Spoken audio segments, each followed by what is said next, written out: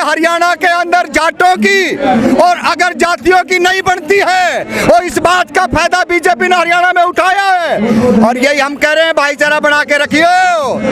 अरे gun point पे बहुत लड़कियों के साथ रेप किया आपने, आज देख लो कहाँ खड़े हो। ये समझने वाली बात है, जख्म है हम लोगों में भी, लेकिन हम न्याय प्रिय लोग हैं, आए हैं आपके साथ में। और मैं कहूँ आप भाग जाओगे, आप भाग जाओगे, लेकिन हम इस जंतर मंच पर छोड़ के नहीं जाएंगे आप लोगों को। चाह रहे थे जाति देखकर न्याय मांगने ना आए, जाति देखकर मंच पे देख लियो ना आप क्या बोल रहे हैं। 50 बार आधे घंटे में 50 बार विशेष जाति का नाम आता है। अरे बेटियों को न्याय दिलाने के लिए आई हो, अगर भैया जात ढूंढने आ रहे हो। बीजेपी के काले नाग और ये आरएसएस के भगत खाकी चड्डी वाले इस देश को निगल चुके हैं। इस देश के अंदर इमरजेंसी, अघोषित इमरजेंसी लग चुकी है। आप हिंदू मुस्लिम में रहोगे। जिस तरीके से देश के बड़े खिलाड़ी आकर यहाँ बैठे हैं और जिस तरीके से सुप्रीम कोर्ट के माध्यम से एफआईआर हो रही है, ये साफ पता चल रहा है कि इस सरकार की और नरेंद्र मोदी प्रधानमंत्री की और अमित शाह की कहीं ना कहीं मिली भक्ति 100% है कि अपने एमपी को बचाना। और जब तक ये जनता का जो जनसैलाब आप लोग देख रहे हैं, लगातार आज 10वां दिन है, चाहे तमाम पार्टियों के लोग हों और हम तो वो पीड़ित लोग हैं। ये तो आज आए हैं जंतर मंतर पे। हम 2012 के अंदर 5-5 लड़कियों के साथ गैंग रेप हुआ था और हरियाणा के हिसार में रेप हुआ, बठिंडा जाके रेप किया और 5 साल तक यहाँ पे धरना लगा के रखा हरियाणा बघाड़ा कांड संग्रह समिति के बैनर के तले। तो हम तो जब से कह रहे थे, हरियाणा में इसी भूपेंद्र हुड्डा की सरकार थी और यही दीपेंद्र हुड्डा वहाँ का एमपी था रोहतक का। और दीपेंद्र मुख्यमंत्री ने जब हमने पगड़ी रखी ना इसके पैरों में, तो पगड़ी को ठोकर मारने वाला भूपेंद्र सिंह हुड्डा था। 4 लड़कियों के साथ गैंग रेप हुआ। वो लड़की किसकी थी? वो लड़की शेड्यूल कास्ट की थी। लेकिन हमने जब भी कहा था इस देश के जानवरों को, ये तमाम तरीके के लोगों को और नालायक को, आप जंतर मंतर पे आ जाना, नहीं अगली बारी तुम्हारी है। हम तो हमारी बेटियों के साथ रेप हुआ, हम तो बर्दाश्त कर गए, हम तो पी गए उस जख्म को। लेकिन आज कहाँ खड़े हैं हम लोग। और अब भी आपके माध्यम से कह रहे हैं तमाम उन लोगों को जो घरों के अंदर बैठे हैं और तमाम उन राजनीतिक पार्टियों को हम कहना चाह रहे हैं कि आप राजनीतिक मत करिए यहाँ पे।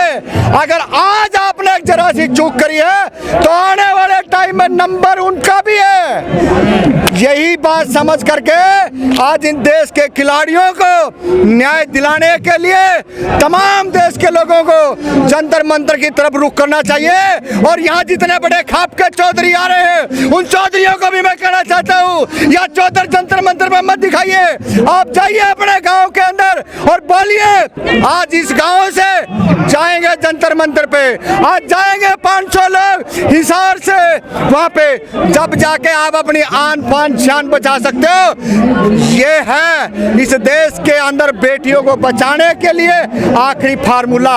ये हत्यारे हैं, ये बलात्कारी हैं बीजेपी वाले। कांग्रेस यहाँ तो बेटियों के सपोर्ट में आ रहे हैं, लेकिन राजस्थान में नहीं जा रहे बेटियों के सपोर्ट में। देखिए हर जगह, राजस्थान में क्यों जाएंगे? यहाँ दीपेंद्र हुड्डा आ गया ना, मैंने बताया आपको। अरे 4 लड़कियों के साथ रेप होता है, मिर्जपुर कांड होता है, तब कहाँ सांप सूंघ गया आपने?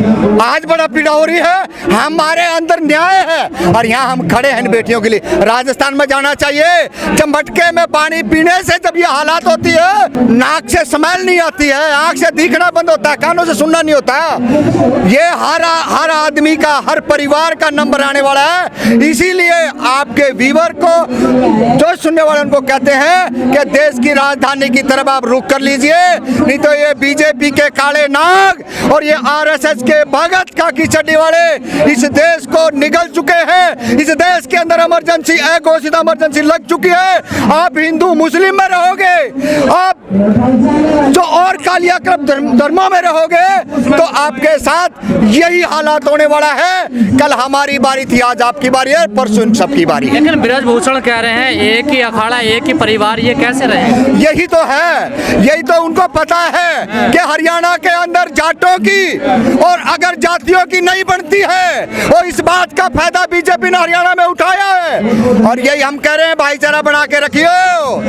अरे गन पॉइंट पे बहुत लड़कियों के साथ रेप किया आपने, आज देख लो कहाँ खड़े ये समझने वाली बात है। जख्म है हम लोगों में भी, लेकिन हम न्याय प्रिय लोग हैं, आए हैं आपके साथ में। और मैं कहूँ आप भाग जाओगे, आप भाग जाओगे, लेकिन हम इस जंतर मंतर पर छोड़ के नहीं जाएंगे आप लोगों को, क्योंकि हमें 2012 से लेकर 16 तक इस तालिबानी सरकार बीजेपी ने इस जंतर मंतर को खाली कराया, जब जाके हम यहाँ से हिले थे। और उसके बाद में ये पहला धरना है जो आज 5 साल के बाद में यहाँ पे लगे, 8 साल के बाद। चाह रहे थे जाति देखकर न्याय मांगने ना आए, जाति देखकर मंच पे देख लियो ना आप क्या बोल रहे हैं। 50 बार आधे घंटे में 50 बार विशेष जाति का नाम आता है।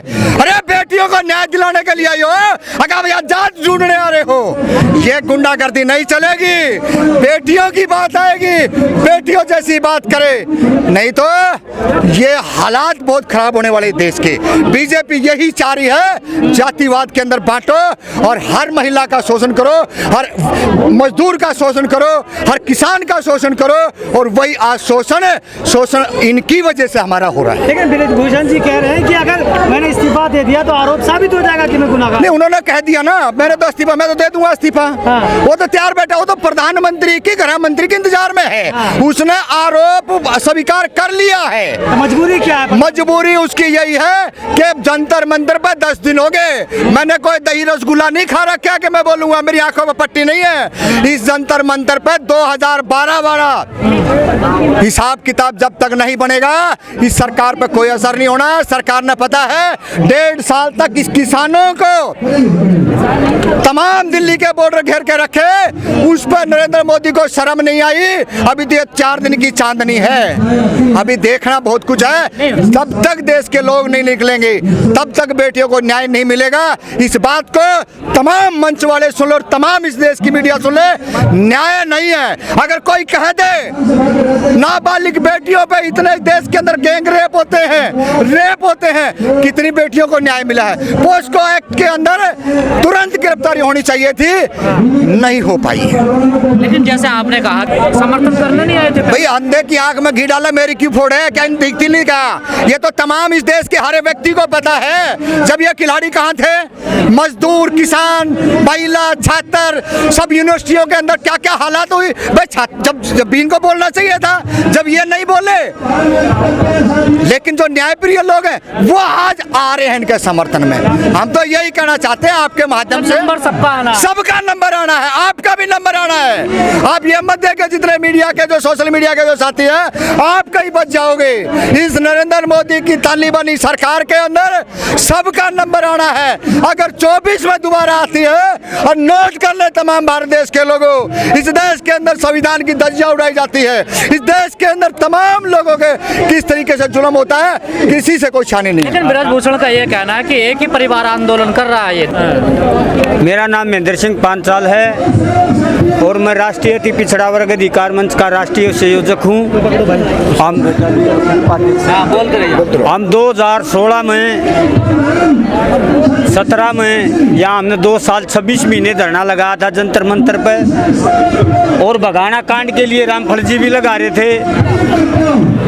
जब यहाँ वहाँ हरियाणा प्रदेश में दबंगों के हाथ में सरकार थी, तो बघाना में 2 बेटियों के साथ बलात्कार हुआ और इन्हें पैदल यात्रा चल कर यहाँ भी आए, लेकिन उनको न्याय नहीं मिला।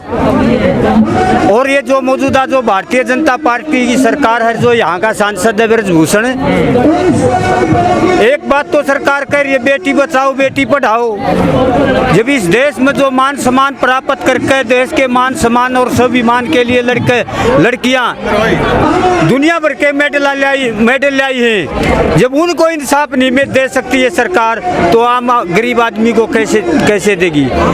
जो कुलदीप सेंगर है, यूपी से विधायक रहे, उन्होंने मोहनी विश्वकर्मा के साथ चुनाव में बलात्कार किया, और आज कहाँ होना चाहिए था वो जेल में, लेकिन वहाँ भी जांच के लिए इन्हें हाईकोर्ट को सौंप दिया और हाईकोर्ट ने उसकी जमानत दे दी। तो इस देश आप क्या चाहते हैं?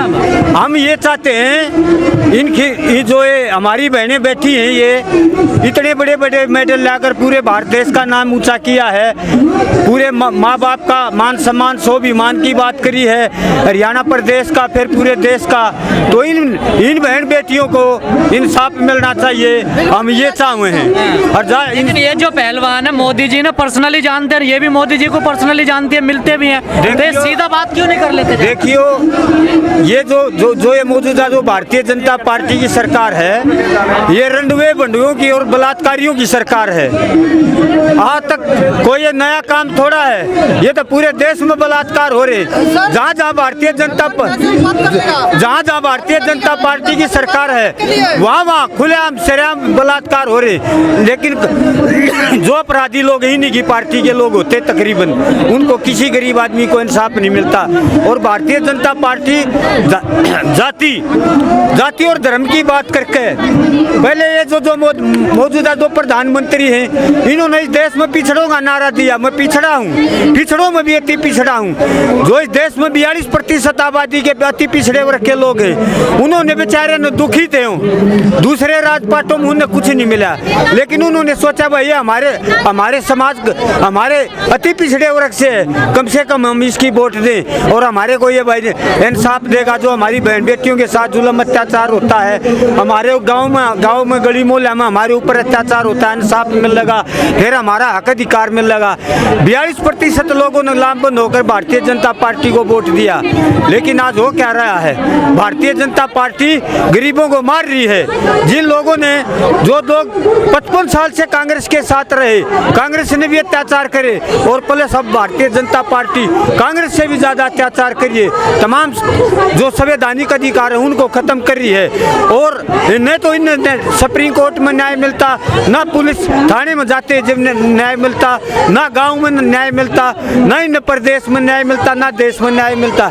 ना कि ये खैर ये तो भाई ताकतवर लोग हैं, कुछ सतेटा में ताकतवर जातियां हैं, ये तो भाई सारे डाल के तरीके जानते, साधन संपन्न जातियां।